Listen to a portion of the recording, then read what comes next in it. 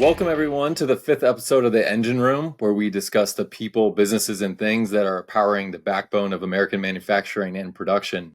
I'm Alex Kepsel, Formic's product marketing manager and our show host today.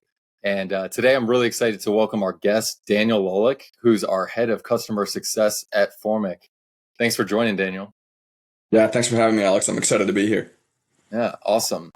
So today's agenda is going to revolve around food packaging and production and the operations for those things. Daniel's easily the best guest for this subject. Just as a quick intro, I'll brag on Daniel's behalf. He has a technical engineering background and has spent most of his career in operations, specifically within produce operations. For nearly a decade, he worked for Rice Fruit Company and worked his way up through engineering management and operations management to serve as their VP of operations.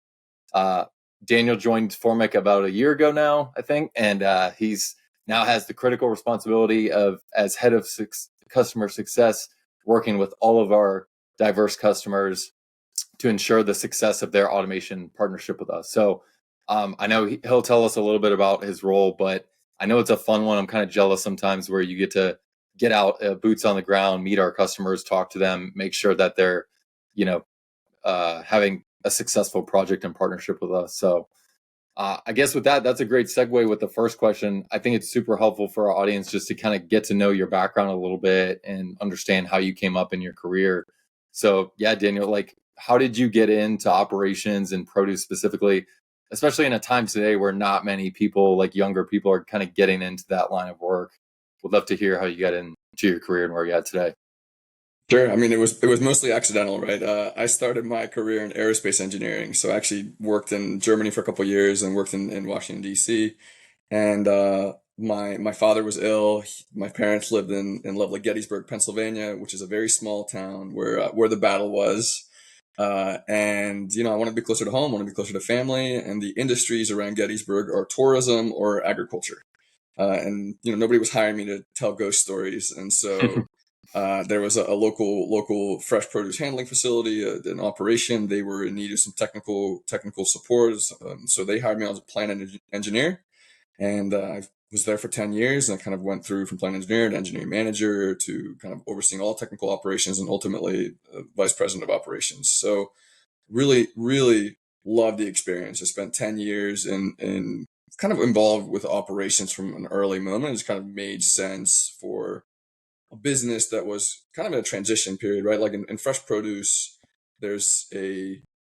many have been seasonal for a long time, right? Like apples are grown and then we handle apples, pears, peaches, nectarines. Apples are grown and harvested in the fall. And then that's the product you have for the year. And so for many of those businesses, particularly smaller family businesses, you have product for a period of time and you shut down for a couple months, right? And Rice Fruit Company is in the process of transitioning to being a year-round supplier of fresh produce and managing those workflows, the technical capabilities, the operations. So it was a really, really cool opportunity for me. Yeah. What did you like most about being kind of on the operations side and VP of Ops? What was your favorite part of that?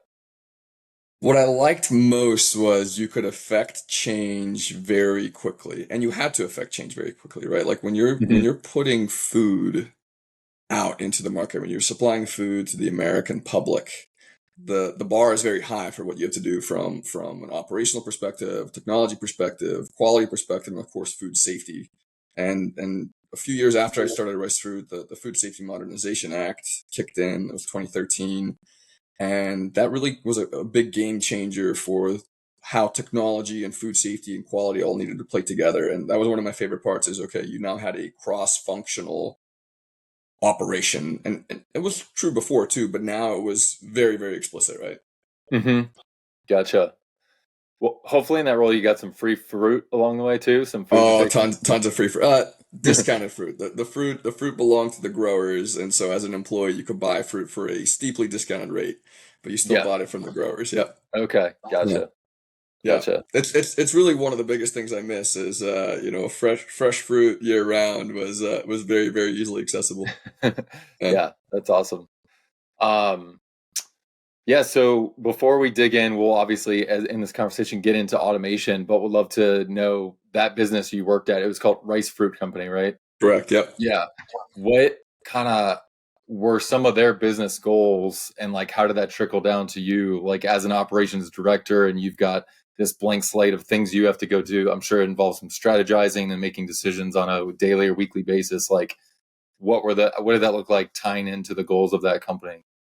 Yeah, absolutely. Absolutely. That's a great question. I would say that we were a wholesaler, right? So we supply fresh produce to grocery stores, right? And other wholesale kind of distribution operations. And so we had to ensure that our product, coming off the tree, every apple in the United States of America is handpicked till today. There's automation and development for that, right?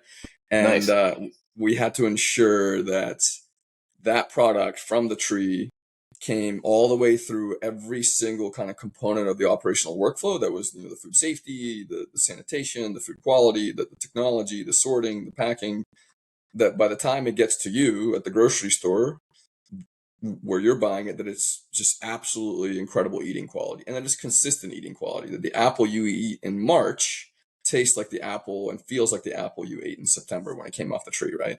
Mm. So there was just kind of an enormous challenge there because uh, there's so many pieces that we have to get right in that process, right? Whether it's from cold storage or controlled atmosphere storage, where you actually control the environment in the room and you push oxygen out of the space and you bring it down to a very low oxygen rate. And what that does is kind of changes the respiration rate of the produce, whether that's apples or other produce, right? It makes it breathe much slower. Still breathes, has to survive, but it's not going to ripen at the same rate. So we can control for, and then we of course control for the ethylene content in that room. It's a really, really impressive technology, but it's technology that's also decades old, right? This isn't Hmm. new. The science continues to advance because today, I go to the grocery store and it used to be you bought a red apple or a yellow apple. There are 15 different brands or varieties of apples on the market, and the way you store them in controlled atmosphere storage is different. Okay. You might keep a Honeycrisp at 55 degrees, while you might keep a Gala at 34 degrees, right? Hmm. So there's very, very specific and kind of science and data driven protocols because I want that Honeycrisp to taste spectacular in March, right? Yeah. Uh, so it's really cool, but then how do I keep it that way when it comes out of that room as it goes through our food safety processes, our packing processes, our sorting processes? So part of the challenge for us is how to implement technology that would kind of protect what we call the cold chain and maximize the quality and the food safety of that fruit. So you couldn't treat anything independently, right? It couldn't be like, hey, this is the best sorting machine on the market. Well, it doesn't Right. matter if it doesn't protect the quality and the food safety of the fruit, right? Yeah. And that was a really powerful thing strategically to think about, saying, okay, I was a technical guy, right? Like, and I was the operations guy. And so, sure, I want to buy this piece of equipment. And our food safety manager says, yeah, no, it fails the smell test on these three things. And then you start a dialogue saying, okay, can we fix those three things? Can we identify, can we work with the solutions providers, say, okay, can you address these things? And if they Hmm. can't, that can't come off the ground, right? It can't come into our facility. It can't touch something that you or your children are going to eat, right? Yeah. Gotcha. So it sounds like in that case, like quality was obviously number one huge focus for you guys, and food safety was a must. That was like a table stake. Like if it violated food safety, like you can't even do it. But then Yeah. quality was like the number one goal. Were there things you guys were also wrestling with in terms of like, I know everyone, especially right now in 2023, like the costs are going up, rising costs. Was there something you guys were trying to do to kind of get your costs down, or were the labor shortage that we hear about every day now, like was that a challenge for you or not really? Honestly, the labor shortage wasn't as much of a challenge for us in the packing facility, but an enormous challenge for growers and for other operations, right? Hmm. Uh, and that's a unique thing for me to say, but in our particular case, very rural. There's, only so many kind of opportunities for work, and so it wasn't so much that the labor shortage was affecting us; it was that the cost of the labor were quite high. It was the reliability of the labor, right? Like, we get sick, we have kids, things come up, right? Hmm. And our packing line, when I started there, was so manual. So it was so manually intensive that two people being out on a packing line of 125 people made a staggering difference on the Hmm. outcome. And so our initiatives are more, we need to reduce our dependence on those two people or those 15 people that are really going to severely impact the outcome, and more, we need to take away some of the workflows from humans that are suffering under those workflows because they're really difficult jobs or unpleasant jobs, because we needed those people. Our initiative was never to automate or to, mechanize even, right? A role so someone could be without a job. It's like, I really need those people over here because they're going to create a Right. lot of value over here. And Yeah. so one of the things I'll add is where we did have this kind of huge light bulb moment was forced upon us a little bit, right? We decided we needed to palletize, right? We had 18 people whose sole responsibility was to lift 40-pound boxes and put them on a pallet at the rate of 1,000 boxes an hour, or 1,000 to 1,200, depending on what we were running. And when you Wow. watch that, and when you do that, and I did it, right? I would go out there to help when we were backed up. And first of all, I would get laughed at because I was bad at it. Second of all, I was incredibly slow. And third of all, my lifting form was awful. But it doesn't matter how good you think your lifting form is. 2 hours in to 1,000 boxes an hour, your lifting form is bad. Yeah, for And so sure. as a company, we prioritized taking that particular work because it was so much more accessible to us, right? There were other places to automate, but a box is a rectangle that can go on a pallet, and we can visualize and recognize what a solution might look like, even if we ourselves can't kind of take the next step forward on our own. Yeah. Yeah, I imagine fatigue. I mean, I'd probably get tired after 30 minutes of doing that, but also just like the quality of stack. Like we've seen now robots put things on a pallet, and it does it with precision every time within like less than an inch, right? But people, I can imagine if I was doing that, I'd probably get off kilter even by a couple inches after 10 minutes of doing that. So, um, Yeah. And yeah, and I'll speak to that very specific point you made there, Alex, is that that's true kind of throughout the stack, right? But for us, we were maximizing on logistics, and so we wanted our stacks as tall as possible to fit within that 8-foot truck bed, right? And so your trailer height. And by the time you get to layer 5, 6, 7, 8, depending on how tall your box is and how many layers you're building, you may have been precise or at least accurate lower down, but you are launching those boxes onto the top layers, right? yeah, And so what we were finding is kind of logistically, if you think about that, right? You throw the box up, of course, like the quality of the stack is bad, but it's fresh produce, or so it's going to get bruised, it's going to get damaged, it's going to get kind of shifted around. But hmm when that product is received at a customer site, whether it's a distribution center or the grocery store directly, audited for quality, right? You're going to do a quality inspection. You're going to take off the top couple boxes, and you're going to look at the quality of that fruit, and you're going to decide whether you're accepting that load or not. Well, hmm those are the toughest ones to get up there, and you're going to get those down and look at. yep, If that is the determinant of whether that load of fruit is of the appropriate quality or not, we weren't setting ourselves up for success on that. yeah, gotcha. So it sounds like you did automate some of the pallet. That was kind of my next question: is what was the automation journey for Rice Fruit Company, and like, yeah, tell me about they were as you worked there for almost a decade. Like, what was their automation journey like? And then when you left, Sure. yeah. Yeah, so when I joined, the particular reason they were looking for an engineer right in that moment that I joined was they had bought a new sorting machine, and the engineer who was there kind of helped facilitate that project left. And now they were 3 months away from having this 100-foot long, 14-foot wide machine with hyperspectral cameras and electronic sorting and all manner of technology on it come onto their floor, and no one who understood that technology. Mm. And not only understood the technology for itself, but understood what it was supposed to facilitate operationally, for the organization, right? And who was going to install it, and who was going to kind of manage that project, who was going to train the operators and kind of just implement the workflows around it. So that's when I joined. That machine was, being fabricated in New Zealand, was 3 months away from being on our floor, right? Mm. And so the automation journey for me was kind of forced upon me. It's like, hey man, here's this technology that's coming. It's top of the line. We don't know anything about it. Go figure it out, right? hmm Uh, that was really cool, and so it was trial by fire very much. But so it wasn't very strategic, certainly for me at the beginning. For me, initially, it was let's drink out of this fire hose, and this fire hose looks like a 100-foot long machine. Uh, and what was being ripped out was this machine that was almost entirely mechanical. So if you can imagine, like an apple will go onto it, and so it's sitting in a cup. The cup just opens up and drops the apple out. Mm-hmm. uh, that's going to bruise a fragile apple. It's Mm-hmm. also pretty tough to control, right? You're dependent upon chains and sprockets and mechanical wear and greasing and lubrication, right? And so there's a lot to go wrong. And the electronics were basically saying, okay, get that out of there. We're going to introduce a much finer level of control in this because I want this apple to not drop this way, but drop this way gently into a brush that's going to lower it gently onto a conveyor Mm. belt that's clean and sanitized very easily and readily every night.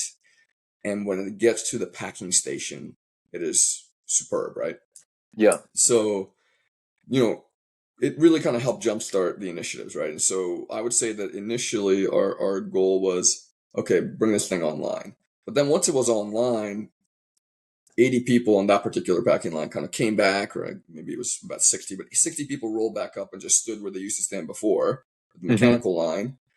And it was almost a disappointment because you have this incredibly powerful technology and you sorted this fruit into just exactly where it should go with precise weight and quality and everything, color, everything about it. And now a human being was going to pick it up and put it into a box. Mm. And they were going to do that 100-some thousand times that day for the Yeah. amount of fruit that we were packing, right? And now the strategic piece became how do we to maintain that quality, right? Because if I pick up an apple and I put it into a box, I'm going to drop some of them. I'm going to pick up the wrong apple sometimes and put that one in there. If I have to look at it to make sure that the quality is where it should be, I'm going to get it wrong, right? And Mm-hmm. how do we take that subjectivity out of it? Also, how do we keep the person involved so they facilitate a more successful outcome, but not where people shouldn't be doing that workflow, right? And so our strategic initiative became identify how technology can enable kind of the superior quality that we want to deliver and take away the human subjectivity so that we don't take away from the grower's fruit or from the experience of eating that apple. And that was kind of our mindset going forward, right? Yeah. And did you then have a hand? I'm sure you did. Did you have a hand in the selection and the investigation process of what to do next? Yes, I had the sole hand. Yeah. That, right? What that's where I'm Yeah. I'm really interested in getting in. We're kind of getting to the core of like where the industry is at today as a whole, not just Yeah. produce, but manufacturing, kind of wrestling with this thing they've never done before. So would love to hear kind of what that was like. What were some lessons learned or pitfalls you avoided? And then the last question, I know this is a multi-part question, but last would be there's a lot of family-owned businesses out there, and I think Rice Fruit Company is one of those. Is there something unique to say about family-owned businesses trying to automate for the first time or whatever versus not? So you have the floor is yours as much Sure. time as you need to answer that question, but yeah. Yeah, yeah. I think I'll answer that question in reverse order. Okay. Because I think it really drives the answer, right? So as you said, it's a family owned business, family owned and operated, and it's multi generational, right? So the business has been around for 100 some years now, and we were kind of at that site where I was based out of since 1955, I believe, right? So the reason it's important to kind of identify, I think in the US we have this kind of societal and cultural, like we pull ourselves up by our bootstraps. And I think family business is kind of the ultimate example of pulling yourself up by your bootstraps, right? Like a family came together, envisioned this, built it, has passed it on generation to generation with family values, with kind of business values, with kind of, and what's really kind of powerful about Rice Fruit Company in particular, and I would say in the broader produce and ag industry is those family values are kind of shared among a bunch of family businesses because we work with 40 some growers in the Mm-hmm. community. Every one of those growers was a family business, right? And so it wasn't just the Rice family or it was the grower families as well. And that's really, really powerful, right? Mm-hmm. But what's unique as well of that is like we had a lot of family members involved and a lot of passion, a lot of people who really care. They want to see you be successful. Um, but not everyone came, everyone came from unique backgrounds. So we have a lot of diversity of thought, a lot of diversity of experience, but I was the only technical person. Mm-hmm. And what I came kind of to learn very early was I didn't know what I didn't know, and I didn't know what I needed to know to solve the problem, right? And so Mm-hmm. what family businesses kind of really require to kind of grow and expand is to be cross-functional and very collaborative because I can go and identify the bagger, right? I can find a bagger that can bag at 20 bags a minute and, take point A to point B and put it onto a conveyor belt and I can go somewhere else, right? Hmm. But if that's I don't know, a detergent pod, it's a different handling required than for an apple, right? Or if it's anything else, right? And so what I found very, very quickly was I can't do this just purely technically and just with myself, right? Like I need to go talk to the quality manager. You're like, listen, I need to know how to protect this apple from bruising. What are common things that happen to an apple when it's being handled on our packing line, right? Hmm. And then I need to go to the food safety manager and say, listen, this is a piece of equipment I'm thinking of using. Uh, what about all these things? And then she would absolutely destroy me, right? And say, well, it Hmm. fails for these 12 reasons. And what I would say I learned early on and I apply to this day is, I'm an engineer. I know you're an engineer by background. And I think a lot of technical people, like we jump to the solution space right away. Like, Hmm. hey, man, I have this bagger. Look at it. Tell me if it works. And after I got ripped apart by quality and food safety, I realized I can't come to them with a bagger. I have to come to them with the problem Hmm. and say, listen, here's what I'm trying to do. I'm trying to automate this activity. Um, I can find a bagger that satisfies kind of a set of constraints. I need you to help me define the constraints, right? I need you to tell me what we value, what's important, what do we need to protect against, right? Hmm. Uh, and that did a lot in that I kind of got to open up and say, I don't know what I'm doing here, right? I don't know how to do this, so I need your help on this. But also, it made it a much more collaborative kind of joint kind of initiative, right? That they valued being heard, they valued being asked. I valued not getting it wrong, Hmm. and I valued the input obviously as well, and the collaboration. And so I think that is what is so powerful about family businesses. Um, there's a lot of people there who really care. There's a lot of people there who are very passionate. There's a lot of people there who can help advance things, but are kind of maybe siloed or at times like if there's no one technical, who was going to take receipt of that 100-foot piece of equipment?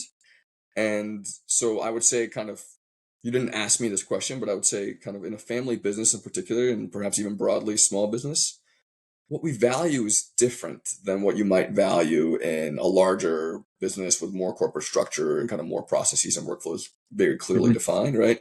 Hmm. Um, what I really valued, and I think a lot of my colleagues and kind of what the family members of a family business value is, I don't want to get it wrong because Yeah. I affect the business, I affect the family, I affect the family businesses associated with our family business. Um, I could negatively affect the family legacy, right? Like I Yeah. really don't want to get it wrong, and I think that's universally true. We don't want to get stuff wrong, right? But Yeah. in particular, getting it wrong in that environment carried a lot more weight for me. Yeah. Uh, the second piece I would say is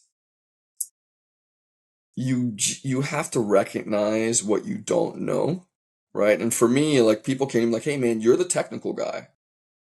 It's like, yeah, but I've never done this before. And I don't know how to do it, right? Like, Yeah. and that's hard to say, right? It was hard for me to say. I think I'm a lot better at saying it today. But what I found kind of early on was it's okay to not know. And it's even okay to say I don't know. And what's really powerful is saying, okay, whom can I go to for support here, right? Hmm. And in that case, right, if I needed technical support, I couldn't really go to anyone, right? I was the technical resource, so I had to go external. And what I did that helped me throughout my career there was I found basically a network of other fruit packers, other fruit handlers, other fresh produce businesses that had the same problems as me and could say, hey, man, I did that 3 years ago and I got it wrong. Hmm. Here's what you should avoid, right? Yep. And that was really powerful because I found there were a lot of people like me, right, in that regard. And not like me, but like the business, like the environment, like the situation. Right. And we built a really, really powerful kind of dynamic. And that got really, really accelerated by the Food Safety Modernization Act because it came in and said, hey, all these things need to change. Oof, I don't know how to Mhm. do that. So I would, go and Google like fresh produce businesses handling this, or I would ask our customers like, hey, who else do you source from? And they'd be like, oh, this, and this. And so I just started calling people like, hey, Yeah. I'm this guy out of this company doing this. I know you're doing the same thing.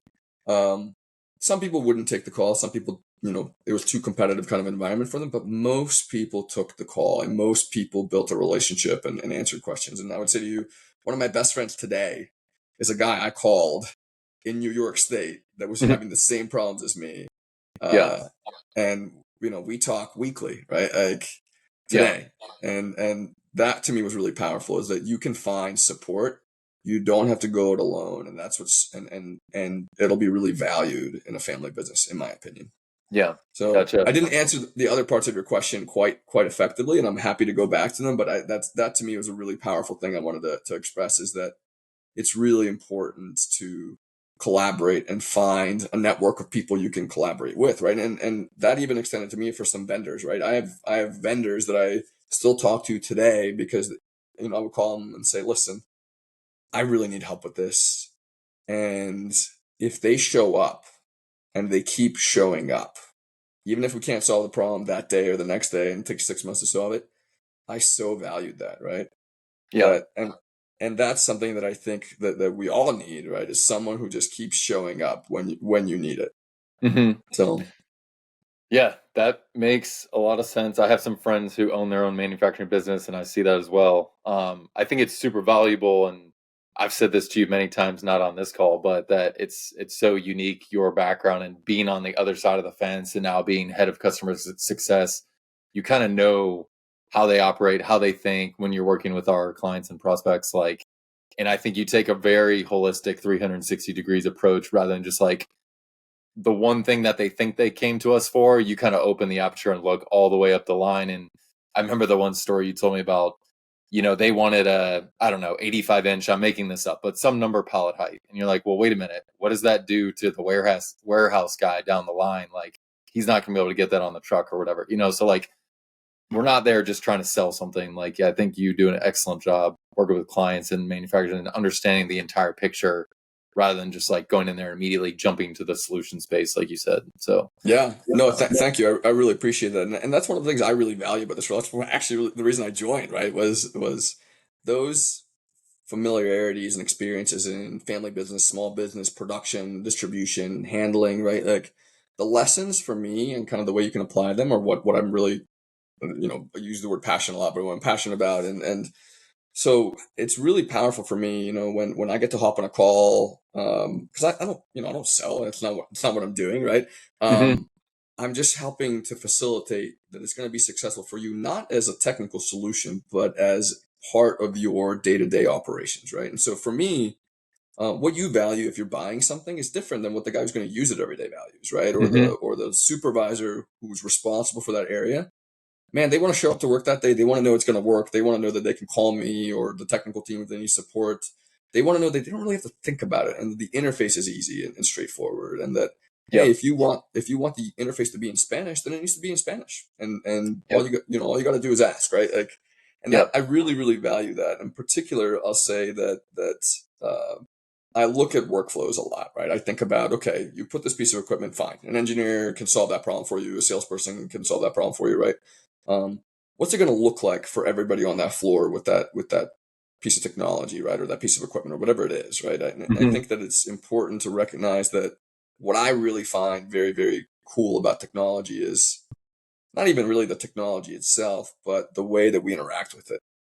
yeah, And for me, the way someone interacts with it, it used to be, I'll say, when I started my career in automation, not in automation, but working with automation, smartphones were not really that big a thing, right? Like, mhm, and so if I put an HMI, human machine interface with a touchpad in front of somebody who'd never seen a smartphone, man, was that a transformative level of technology, but also the barrier to using it was so huge. I was nervous. I didn't want to touch it. What if I break it? What do I do? What happens if I press this button, right? mhm, Today, that's a non-issue. We don't talk about that, right? Because right, I'm itching because I haven't touched my phone in 10 minutes, right? yeah, So the screen is part of our life, and putting something that looks like what you do every day in front of you makes you feel comfortable with it right away. yeah. I was gonna ask, this whole discussion isn't about Formic, but I think it's interesting again because you've been on both sides of the equation. Like now, when you're out talking to our client manufacturers and production co-packers, whoever it is, what do they really see as the most valuable thing that we're bringing to them with Yeah. automation, or yeah, in general, I guess.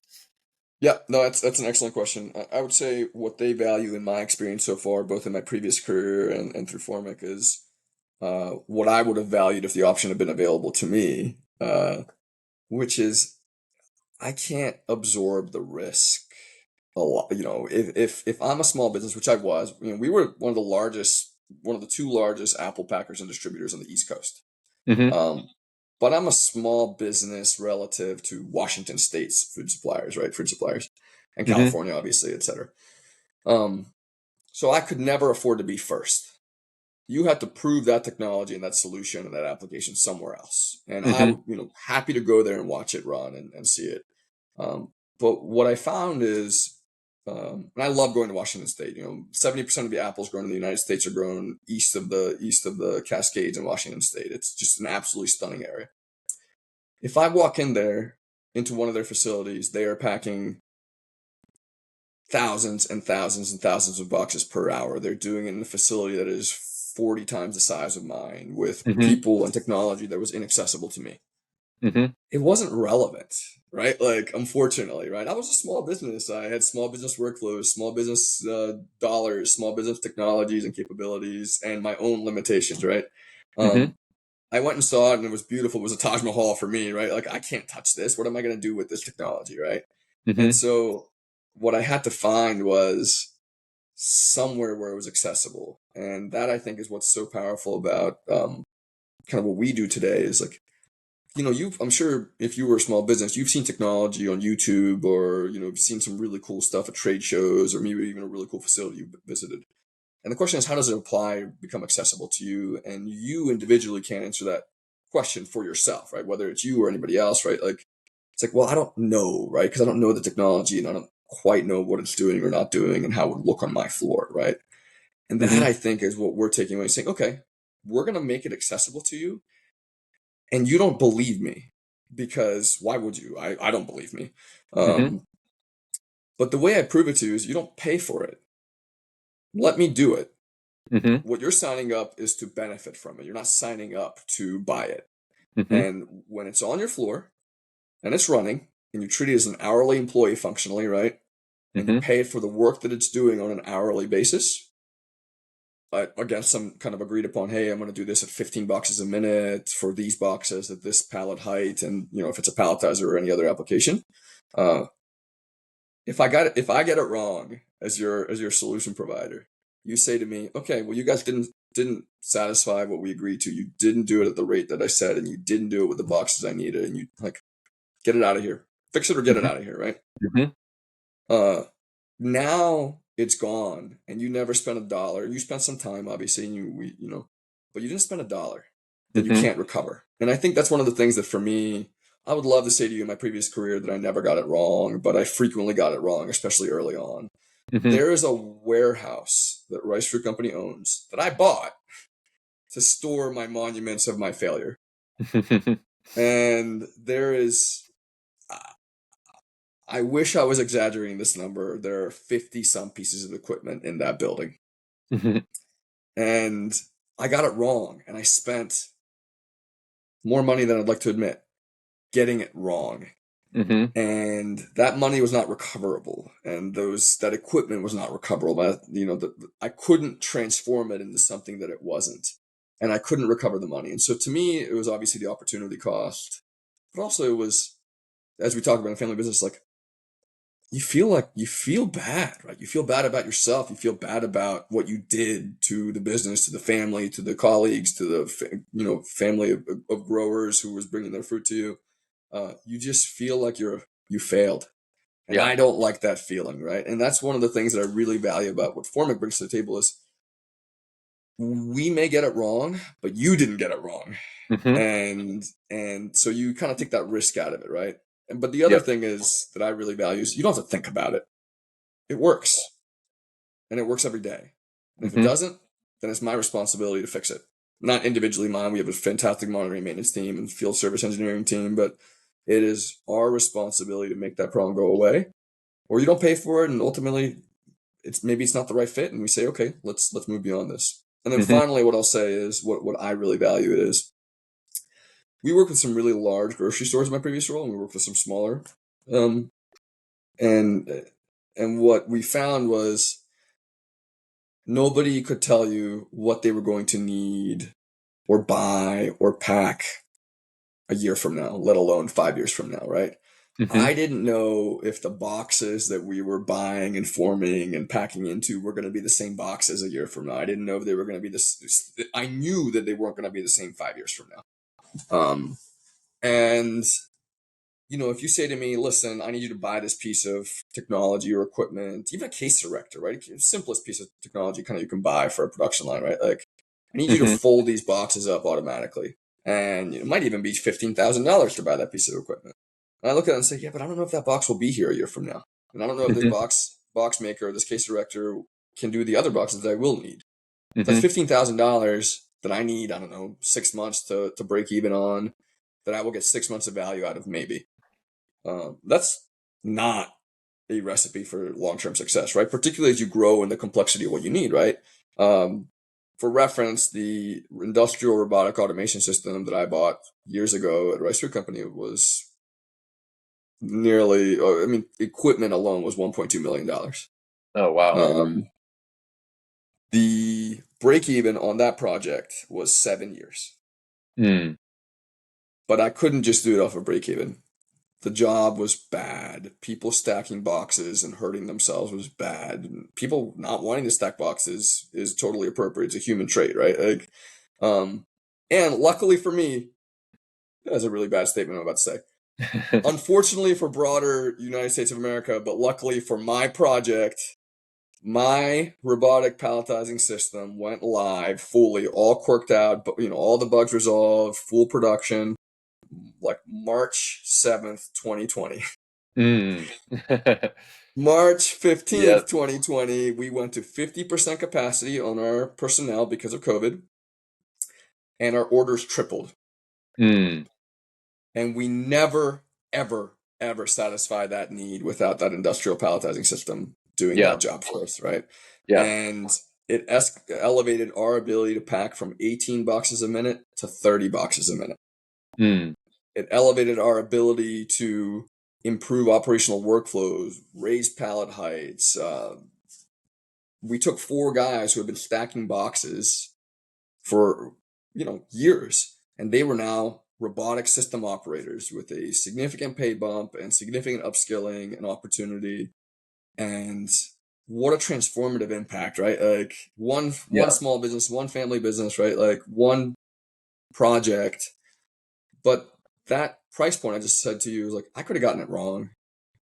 That probably would have been fatal to my career, quite frankly. But and it took a lot to kind of achieve that, right? It took a lot of my Hmm. personal time. I was the operator for the first 6 months. That system was installed in September of 2019, right? So Hmm. I was the operator the first 6 months, and um, not most small businesses can't do that, right? You can't put something in and be like, listen, it's not going to work for 6 months, but that's okay. It's like that's not going to fly, right? And luckily for Hmm. me, I built a really, really capable technical team. So hey, the box changed 3 years from then, or I'm sorry, 18 months from then.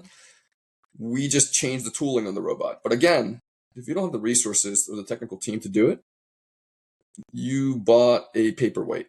Yeah. And that's one of the things people have said to me repeatedly that they really value is that they don't think about it. It just works. But when they need to think about it because the business looks different or they need to grow or they need to change it, they come back to us and say, listen, it's got to do something different. It's like, yep, no problem.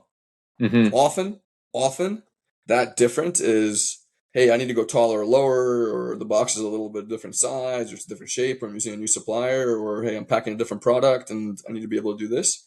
And the difference is not financial, or there's no dollar signs, no dollars exchanged. Just okay, we'll get one of our success teams or production optimization team members or service engineers out there. They'll reprogram it on the fly. It'll work for you.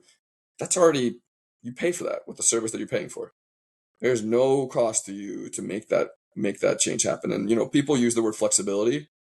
We all use the word flexibility. We define flexibility in different ways. Yeah.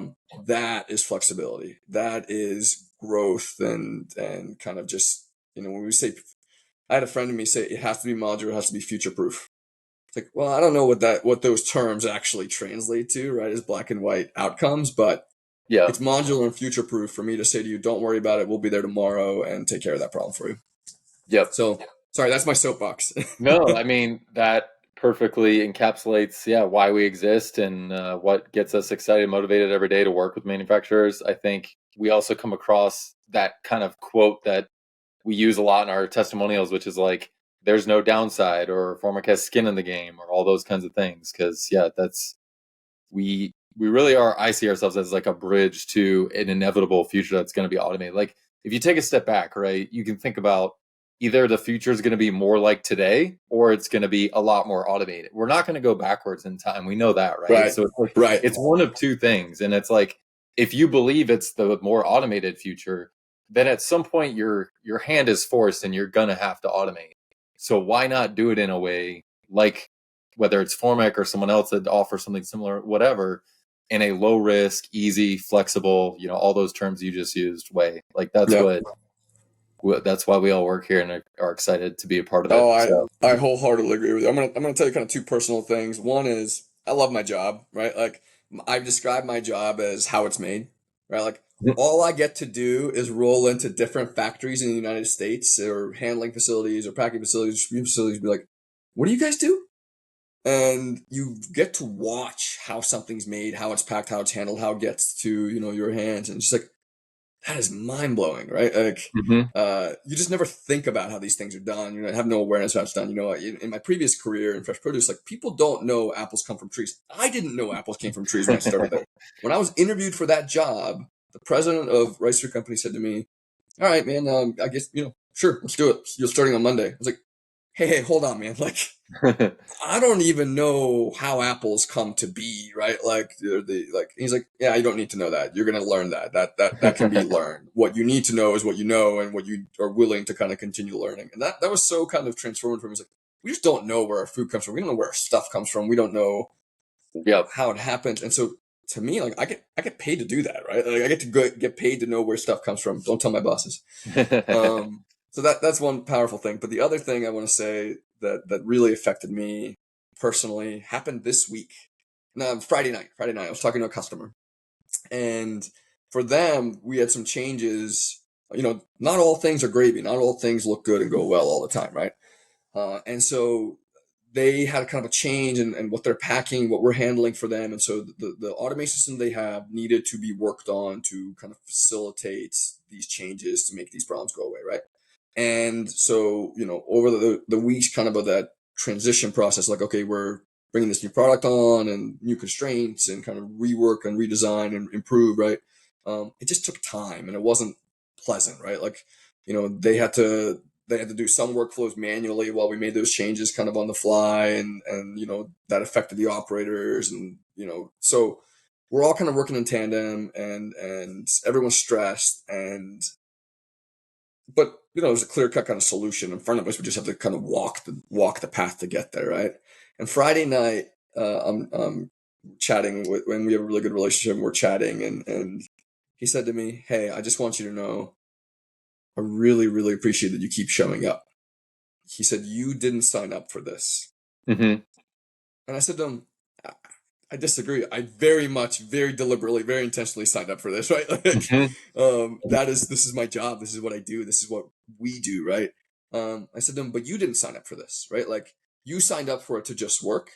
And then hmm obviously we had changes and it's not just working while we work through those changes. And, that was Friday night. It's back up and running as of Tuesday morning, which is great, right? But that's not what he signed up for as a small business when he signed up for it. And luckily, we have a history together and he knows what we can and can't do. And he said to me, like, yeah, but I did, right? Like I told you guys I needed these things to change. And obviously it doesn't look like what it looked like yesterday. And that means that we're going to be temporarily pained while we make those changes. But hmm the outcome will be what I know you guys can deliver for me, right? And that was just so, so cool for me, right? Like what a cool way to end my week, but also like to say to him, like, you didn't sign up, like, dude, no, I did sign up for this. I absolutely Yeah, signed up for this, right? literally my job. Yeah. And so just like that level of relationship that like, it's not pleasant to go through that experience, but it's going to happen and we're going to do it together. and he knows that we will keep showing up and make it right. And Yeah. he even said to me, he's like, I know you guys are going to solve the problem. You've solved every other problem so far. I know the technical problem is a technical solution, but I really appreciate the relationship piece of it, right? And that was just so cool for me that, that's Yeah. my job, right? Customer success, but just that is the level of just support we bring to these small family-owned businesses and others, obviously, but like that's the level of kind of rapport you have with that customer. Yeah. Well, I know we're getting close to the end here, but on that Yeah, note, yeah. I'll throw out a little stat for our audience that speaks volumes to everything you just said. I believe, I'll have to go back and check, but I think 2/3 of our customers who have, or clients, whatever, if they've used our system already, they're already back either using a second system or they're in negotiation stage right now for a second or third system. So long-winded way of saying 2/3 of our existing customers who have worked with us have come back for more, because and I'm sure that number will continue to go up. It has over the last year, but that is really good to say we are bringing value and making people successful to the point where they want more of it. So Yeah. yeah. Yeah, no, that's really cool. I do wanna make one shameless plug for us too, which is that, when we talk about solutions and systems and automation and whatever that automation system may be, right? I think it's important to kind of distinguish that at the end of the day, what a piece of equipment I might buy as in my former career as a buyer that I own is a different piece of equipment than a piece of equipment that you expect me to own, right? Like, or that Formic would own, or anybody offering the same level of service would own, right? Like, they're Hmm. different pieces of equipment because they're solving different problems. Hmm. And what I found is when my $1.2 million industrial automation palletizing system that I bought, all manner of different technologies that we've deployed, but that particular system took 6 months of me running and tweaking and changing tooling and redesigning, going to the machine shop down the road and saying, I need this to be at this angle, trying 12 different rubber bumpers on the tooling to be able to hold the box securely. Cause sometimes, high humidity environment, it was luckily by that point in my career, it was me plus a very, very capable technical team of the maintenance supervisor and 6 just stellar, electromechanical technicians, and we got to collaborate in solving that problem. And that was Hmm. really powerful. And we solved that problem. And it took thousands and thousands and thousands of dollars and hundreds and hundreds and hundreds of hours. And I can go back to that vendor that I got that system from, and they were a terrific vendor and a terrific partner. And they solved the problem that I tasked them with solving in the way that they understood it. But but my operational problem ended up looking different because even I didn't understand it as well as I thought I did when I tasked them with that, right? And when Hmm. that piece of equipment that I bought hit the ground, it wasn't what it needed to be and it required all those additional resources, right? And luckily, we had the team to do it, right? But if you don't, it's a paperweight. Hmm. And I can't tell you how many customers have walked me to the back of their building or into a storage shed to show me their monuments of failure, which isn't as large as my warehouse, but nonetheless, right? Yeah. And what I think is really powerful for that we offer is like, yeah, no, this is obviously the right piece of technology, but it's the right piece of technology to solve a different problem, right? The problem is your operational problem.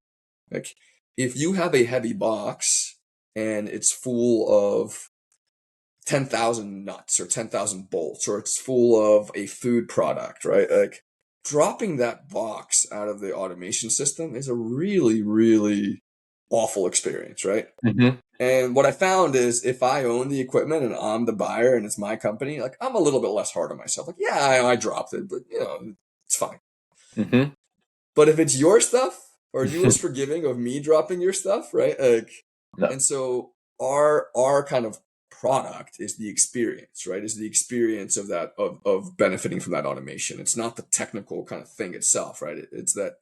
Well, so how do they differ? Well, in the very simple example I gave there is we build into that system that there's a multiple levels of redundancy that, okay, if you have a loss of power event or you have a loss of air event in your facility, because my 1955 building definitely did, I don't want that thing to fall out. Hmm. So there's a level of redundancy built in. It's like, whoop, clamp up, boom, done. Hmm. Or, hey, my box changed and now it's thinner or narrower or weaker or whatever. Or, hey, it's a plastic crate that is going to get wet and slippery. So we need to kind of secure it in the tooling and it just drops out now, right? Hmm. Um, if it's your equipment you own, you're responsible for that, right? But if we have a partnership, and you say to me, hey man, here's my problem now. It's different than what I told you 3 months ago. It's even different than what I told you yesterday. It's just here's where we are today. Mm-hmm.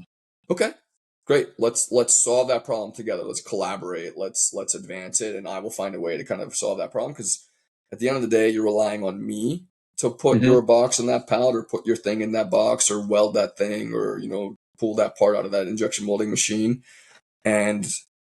And if you're relying on me, I have to keep advancing kind of my ability to support you. So I just think Yeah. it's so cool, and it's fun, right? As engineers, like, as technical people that our organization is full of, like, the problem changes, right? It's not Yeah. black and white always. It's always gray. And so we just say, okay, great. Let's see what the new problem looks like, and let's solve it. And you don't have to think about it.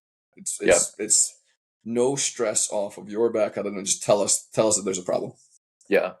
Yeah, for us and for you, especially in your role, it's continuous experience. It's not like a purchase where that system is yours, the integrator, no shame to them, but they walk away. Their job is done for the most part. They obviously will maintain it if you call them and then charge you for that. But we really stick along the way to give continuous experience. Like, you made the example earlier on this call about language. Like maybe they want the HMI to be in Spanish or some other language. Maybe for some reason they have heavy French population there in their city, and all their operators are French, and they want the language to be in French. Like that's part of our job is to and it's nice to be able to even push those over Yep. remotely update those sometimes and provide that even better experience. Where again, a lot of integrators, if it's already bought and it doesn't have French programmed into it, then they're kind of out of luck, or they need to pay that integrator some more engineering time to go add it in there. So yeah, Exactly. I'll tell you the two weirdest language, not weirdest, most unusual language requests I've had so far were Cantonese and Cambodian. yeah, And I was like, cool, sure, we can do that, no problem, right? Like I can't do it, obviously, yeah, but somebody can, right? Or we right. can find somebody who can. So it's just a really cool way of kind of learning about these businesses, because if you sell a piece of equipment, you put it on the ground, that's the last you know anything about it, right? Like, Hmm. and think of it like breaking up, right? In a relationship, right? Like you know somebody really well for years, and you break up, and you realize the last day you really knew them was that day you broke up. Cool Yep. analogy, huh? Um, and I think that's the same as true. As like if I buy a piece of equipment and you're my vendor and you sold me that case director, the last time you knew really a lot about my application or my problem or about me was the day that you put Hmm. that on my floor and you walked away, right? Hmm. And you may come visit me 6 months later, and man, it may look like a totally different world. Um, Hmm. but just with our model and how it works, like, yeah, okay, so we knew you that day and we know you tomorrow, and we are constantly monitoring and maintaining the equipment, and we're in monthly for kind of customer success reviews, and there's Yep. preventative maintenance and service visits. And so as your operational needs change and you grow, so do we. Hmm. Yeah. And we Yeah. understand a different problem, right? Like it's a different problem than the problem of selling the initial piece of equipment that a vendor might have, right? Like I need to make sure it works black and white for what the world looks like today, whereas we know the world will look different tomorrow. Yeah. For sure. Well, I didn't want it to turn into a monologue or dialogue about Formic, but I Yeah, think this yeah. is important for people to know. Like you said, family-owned businesses. There's a lot of small, medium-sized manufacturers out there that don't know about automation as a service or these kind of alternate ways of getting automation. So this was good. I would say this leads perfectly into the very last question as we kind of wrap up, which is, there may be part of the audience who wants to get in touch with you. They're not ready for a quote, don't want to talk to sales yet, but they might have some questions for you. What's the best way for someone to get in touch with you? Yeah, I mean, feel free to, reach out to me via email. You can call me. My email is dlolic at formic.co, and I think Alex probably posted as part of this. Mm-hmm. And feel free to call me. I talk to people all the time, right? So it's my Formic, direct cell number is 717-321-3720. Call me anytime. As Alex said, I'm not going to talk to you about a sale. That's not what I do. That's not my background. I'm going to talk to you about the problem and production and operations and kind of the marriage of technology and people, right? That's what I think is so powerful, is that how does technology enable people to do better jobs, better for better pay, better conditions, right? Like I think that's what's so cool, so powerful. I had I'll do a plug for a friend of mine who once said to me, we're working on an IT problem, and again, family business. You're also the IT guy. Working on an IT problem, and I came up with this such clever idea. I mean, I was so proud of myself. Oh man, what if we do this and this and this? And he said to me, listen, yeah, like it won't work. Don't use technology to solve a management or behavioral or operational problem. Hmm. And I found that that was a personal insult to me because I spent my entire life trying to use technology to solve those problems, right? Yeah. And I said to him, "What are you talking about?" And he said, "What you're describing is such a complex dance because you just don't want to have the difficult conversation." Hmm. And he's like, "Just have the difficult conversation. Say, listen, to be successful in this particular whatever we were doing, like this is what we need you to do, and this is what we're gonna do." Um, and you'll find that people respond to that. And so I found that that is so true in small and family businesses. Is like they're so flexible. Family business is so flexible and so kind of responsive and so willing to rise to any challenge and have risen to any challenge. And particularly agriculture and fresh produce, I think it's so unique in that, right? Like Hmm. I've met farmers who have, deployed Starlink systems so their tractor could talk, right? Like it's just the coolest thing. Wow. But at the end of the day, it so much of it comes back to it's like, okay, I need my life to be easier. I need to not have to worry about this problem anymore. I need to not think about this. How can technology help me at least think less about it or make some portion of this problem go away? Or just let me focus on this other thing that's more pressing on me so I don't have to think about this anymore. I think that's, independent of automation, I think that's what technology can enable for us if we apply it to the right problem. Yeah. Yep. Awesome. Well, I know you and I could keep talking for hours on this, but Yeah, yeah. maybe we'll do a part two some other time. But yeah, thank you, Daniel, so much for joining and sharing all the insights. Formic, yeah, we're lucky to have you on the team and leading our customer success. And yeah, we'll chat again in the future. Yeah, awesome, Alex. Thank you so much for the opportunity. Anyone willing to reach out, would like to talk shop, please feel free to do so. Thank you so much. All right, cool. Well, thanks, Daniel, and thanks to our audience. Till next time. Bye bye. Bye.